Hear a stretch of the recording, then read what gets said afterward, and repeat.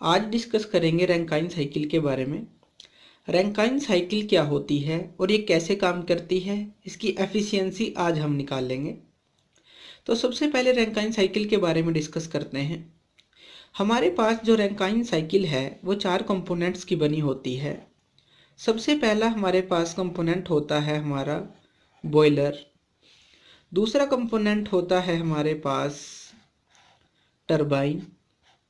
तीसरा कंपोनेंट होता है कंडेंसर और चौथा कंपोनेंट हमारे पास होता है पंप।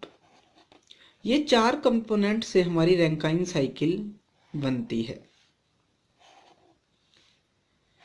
अब बॉयलर के ऊपर हम प्रोसेस करेंगे 1 से 2, ये याद रखनी है आपको।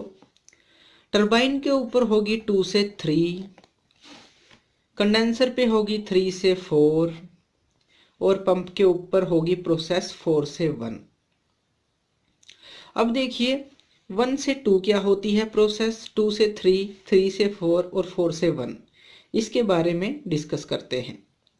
सबसे पहले आप कुछ टर्म को याद रखेंगे कि जो H होता है वो होता है टोटल हीट, इसको हम बोलते हैं टोटल हीट। उसको हम इस स्मॉल h से डिनोट करते हैं। HF होता है सेंसिबल हीट, इसको हम HF से डिनोट करते हैं। और HFG होता है लेटेंट हीट।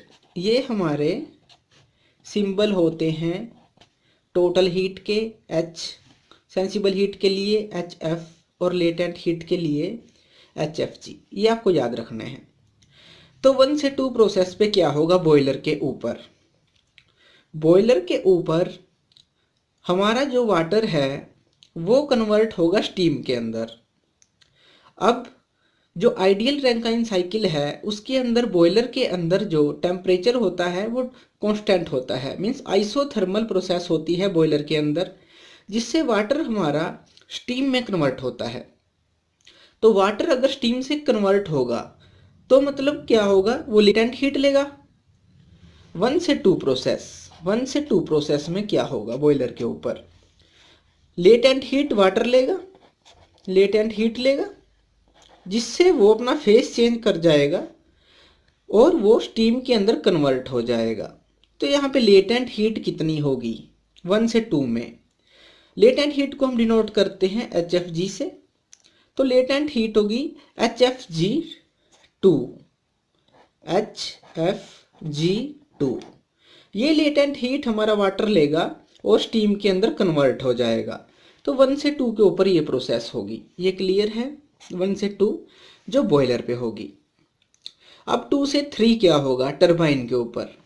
अब ये स्टीम जाएगी टरबाइन के ऊपर, टरबाइन के ऊपर जाके ये एक्सपेंड होगी आइसेंट्रोपिकली। ये भी आइडियल कंडीशन है कि आइसेंट्रोपिकली ये एक्सपेंड होगी, अपना वर्क करेगी। तो 2 से 3 क्या होगा, 2 से 3 अब जब स्टीम इसके ब्लेड से टकराएगी टरबाइन के तो वो लॉस करेगी, प्रेशर भी लॉस होगा और टेम्परेचर भी लॉस होगा। और अगर हम वर्क डन निकालें कि यहाँ कितना लॉस होगा, तो यहाँ पे अगर हम जो हमारी लेटेंट हीट, जो स्टीम बनी है लेटेंट हीट लेके वो इसे टकराएगी और इसे टकराने के बाद यहाँ पे आएगी। तो 2 से 3 में क्या होगा, हमें जो वर्क डन मिलेगा वो मिलेगा टोटल हीट H2 में से H3 माइनस हो जाएगी। H क्या है टोटल हीट। तो टरबाइन के ऊपर जब वो टकराएगी तो H2 के साथ एंथैल्पी के साथ टकराएगी और H3 के साथ बाहर जाएगी। तो total heat H2 minus H3 हमें यहाँ पे मिलेगा। इसको हम ऐसे भी लिख सकते हैं, H2 माइनस H3 को हम क्या लिख सकते हैं, HF3 प्लस X3 HFG3। ये टोटल हीट का फॉर्मूला होता है। H किसके बराबर है, HF प्लस HFG के। यहाँ पे X3 इसके साथ ऐड हो गया क्योंकि जब यहाँ पे स्टीम इसे टकराएगी तो वो थोड़ी वेट हो जाएगी। तो x हमारा होता है ड्राइनेस फ्रैक्शन, कि वो कितनी सूखी है और कितनी वेट है ये हमें दिखाएगा। तो 2 से 3 पे हमें ये प्रोसेस मिलेगी। अब 3 से 4 है कंडेंसर।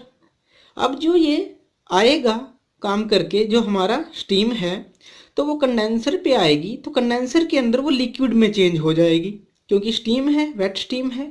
तो यहाँ पे क्या होगा 3 से 4 में, 3 से 4 में वो अपनी लेटेंट हीट इसको दे देगी, तभी तो फेस चेंज होगा।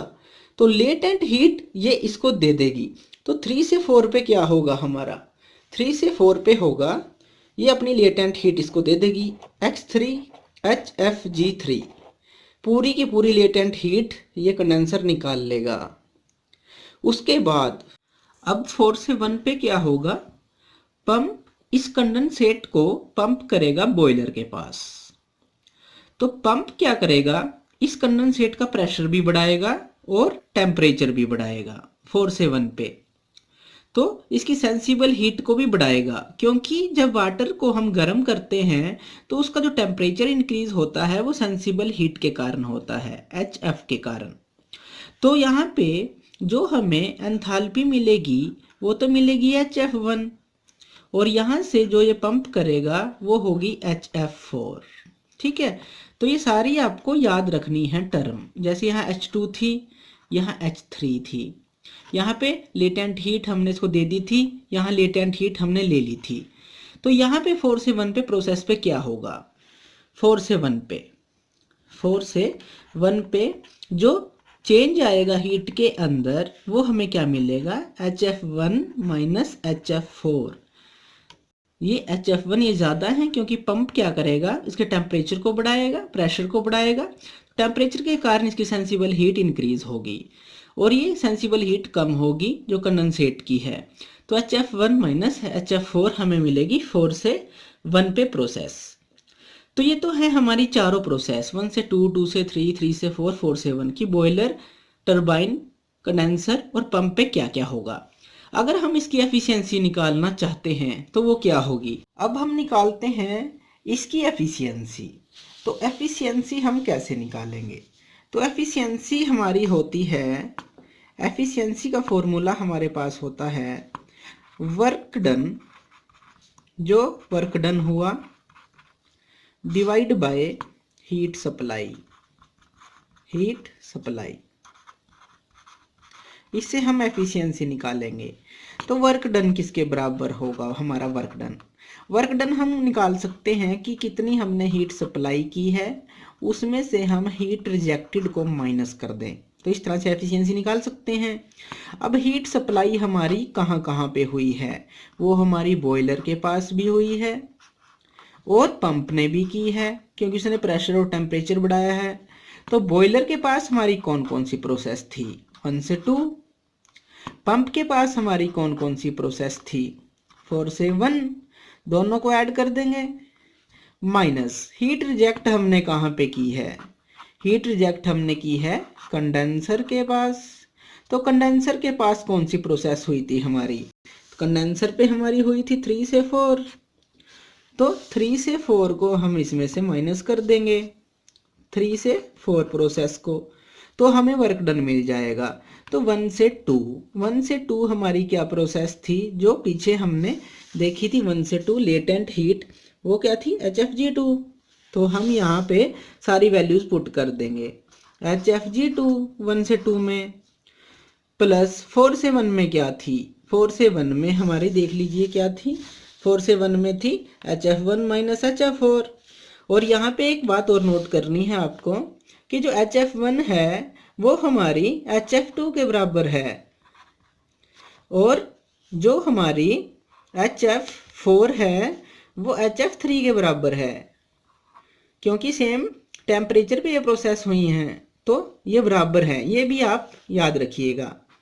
तो यहाँ पे 4 से 1 पे हमारी क्या प्रोसेस हुई, तो हम लिख देते हैं HF2 माइनस HF3, ये प्रोसेस हुई 4 से 1 पे। और 3 से 4 पे जो हमने हीट रिजेक्ट की थी वो भी हमारी क्या थी, लेटेंट हीट, X3 HFG3, ये देख लीजिए, X3 HFG3 बस हमें वैल्यू पुट करनी है सारी, तो ये हमारा वर्क डन आ जाएगा। अब यहाँ पे देखिए, यहाँ पे हम इसको थोड़ा चेंज कर सकते हैं। HF प्लस HFG क्या होता है? H2 टोटल हीट के बराबर होती है, sensible heat plus latent heat, तो ये आ गई H2 माइनस HF3 और माइनस X3 HFG3। अब दोबारा से देखिए, HF प्लस HFG आ गया 3 पॉइंट पे ड्राइनेस फ्रैक्शन के साथ, तो ये किसके बराबर होगी? ये भी हमारी टोटल हीट के बराबर होगी, H2 माइनस H3। ये तो आ गया हमारा वर्क डन, ये है वर्क डन। अब हीट सप्लाई कितनी है? हीट सप्लाई हमने ऊपर निकाली थी, कहाँ कहाँ पे की थी? जो हमने हीट सप्लाई की थी वो थी हमारी H2 माइनस HF3, ये वाली H2 माइनस HF3 जो हमने इसको चेंज किया था, तो ये टोटल हमारी हीट सप्लाई थी जो हमने H2 माइनस HF3 निकाली है।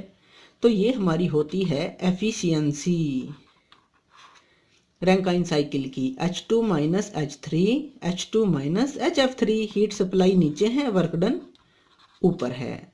तो इस तरह से हम निकाल सकते हैं रैंकाइन साइकिल की एफिशिएंसी। थैंक यू ये वीडियो देखने के लिए। और ज़्यादा अपडेटेड वीडियोस के लिए आप मेरे चैनल लर्न एंड ग्रो पे मुझे सब्सक्राइब कर सकते हैं।